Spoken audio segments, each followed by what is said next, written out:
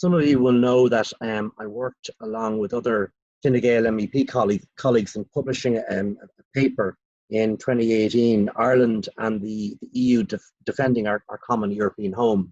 And I just want to briefly say why we did that as someone who comes from a non-defence force background.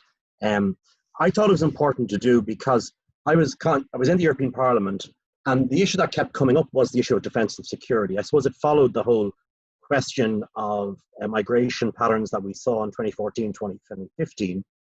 And the issue of defence became a constant issue that was raised with me as an Irish MEP. What's the view of Ireland on Russia? What's the view of Ireland when it comes to security? Will Ireland commit more support to an emerging defence union?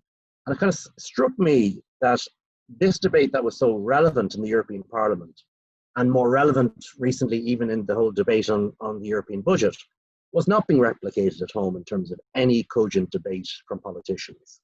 And that, you know, even though we had joined PESCO, even the way in which we joined PESCO, which I was very critical at the time, I have to say, a debate over 3 or 4 hours in December, that should have been a more fundamental, comprehensive national debate as to why we were doing that as a country, why we had chosen to partake in 2 of the 15 early missions, why we were doing this, rather than some kind of captured debate over 2.5, 3 hours with some kind of vote at the end of it. Now, that I think for me was an example of the way in which the Irish political system treats the defence issue. It is not seen to be a mainstream issue. It is not seen to be an issue that politicians are comfortable in dealing with.